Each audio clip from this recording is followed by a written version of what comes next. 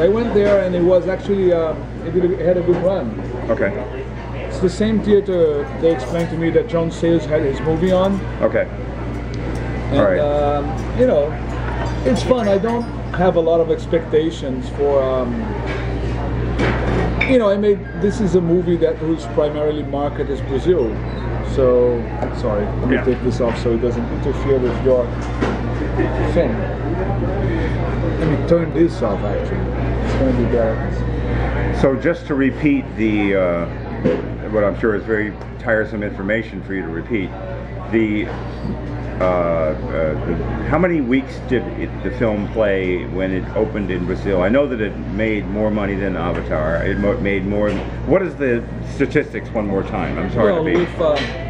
Elite Squad choose the highest grossing movie of all time in South America. All time, okay. All time, including all the studio films. All right. The second one is Avatar. And it opened in October, and it did right in the middle of the elections in Brazil. And as you said, the first film was seen as a problem for people who felt that it was coming down on the side of paramilitary, right, yes. forceful, conservative reaction to lawless favela drug gangs. Exactly. I mean, it's. But this one did not get that reaction. No, it didn't. Actually, I have traveled through all the spectrum of reactions with the 3 movies I've made about violence. Right. In Bus 174. And I don't know if you've seen the documentary. I did. I worship that film. So it's funny because people thought I was trying to explain by taking a look at the life story of Sandro, the street kid that hijacked the bus, where his violence came from. And there's good reason for him to be violent the way he is inside the bus, given what the state has done to him throughout all his life and to his friends and colleagues and stuff like this. And so some people took that as an excuse, and so the conservatives were actually very critical of Bus 174, saying that it was taking the side of a criminal. It was too understanding of his motives. Yeah, and but the fact of the matter for me is that I don't try to pass moral judgment on the characters of my films. I just try to create an understanding of their psychological and behavior. As any good actor reality, does. They always have to embrace that person and get to know him as fully as possible. And so I got the critic from all the conservative people saying, oh, this movie is trying to excuse a criminal and that's no go. This is a left-wing film. All right.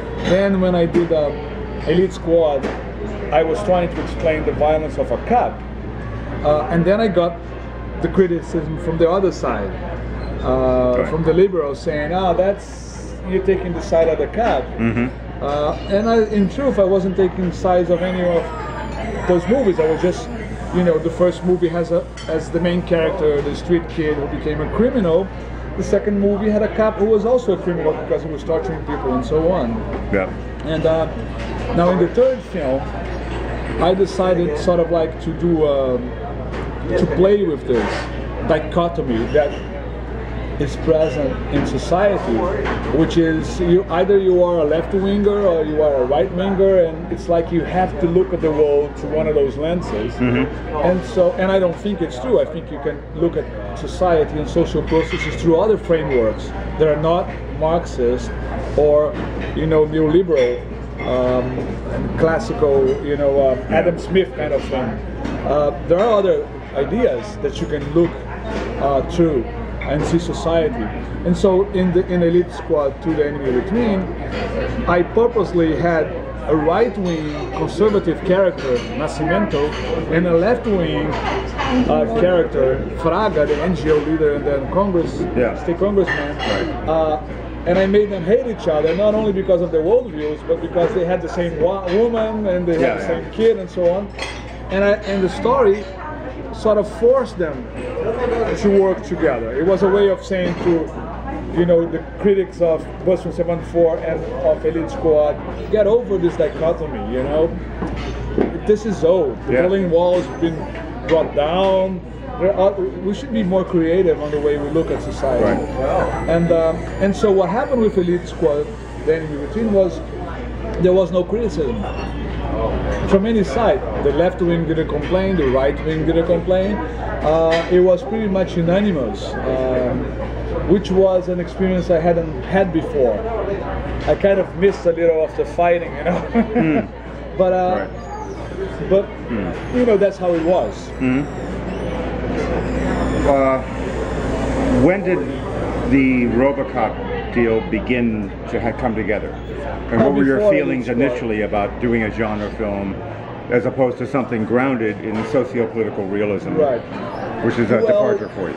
Well, first of all, when you think of RoboCop, you know, the first RoboCop in particular, Verhoeven's RoboCop, it's a great movie.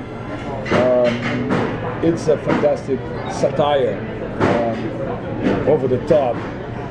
Feels like a B movie, but it's not. It's very sophisticated in its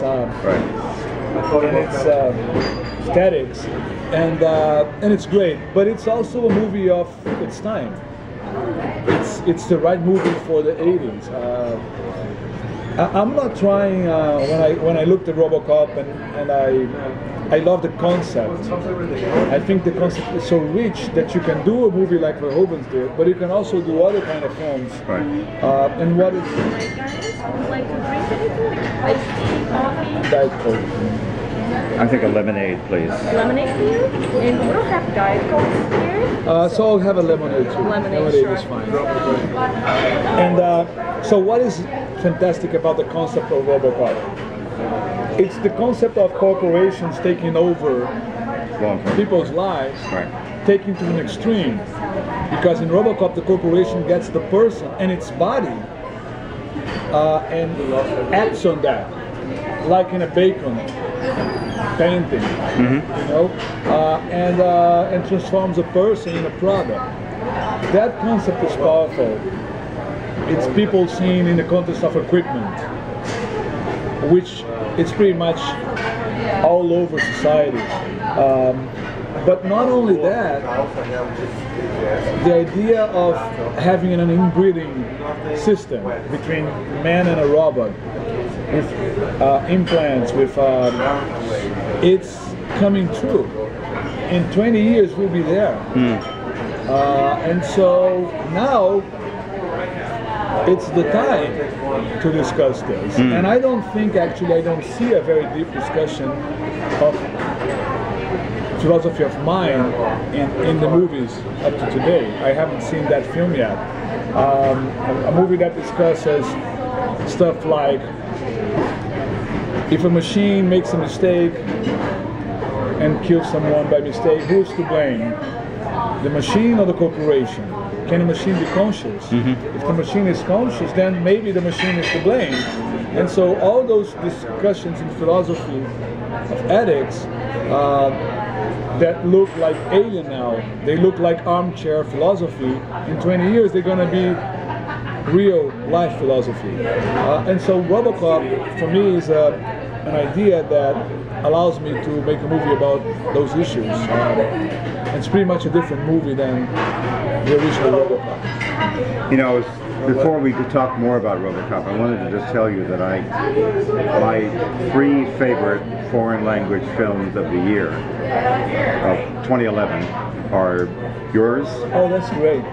Miss Bala, and A Separation. I haven't seen A Separation. Miss Bala is great. Love Miss Bala. Yes. I haven't seen many films because I'm working with the writer of RoboCop, and we are developing the script. I've been here in Los Angeles for 30 days already, and I'm here for another 60 days to do that. So I've been like locked down. You're shooting for 60 days? No, we are writing. We're developing the script. We are planning to shoot in July. Okay. So it's a lot of work, a lot of pre-production. How did you happen to see Miss Bala? Did you see it at a screening here, or did you see it? Miss Bala was playing in Palm Springs. Yeah. Okay. I'm dying to see one movie. I was wondering if you've seen it. I think it's from Romania. It's a movie under which have you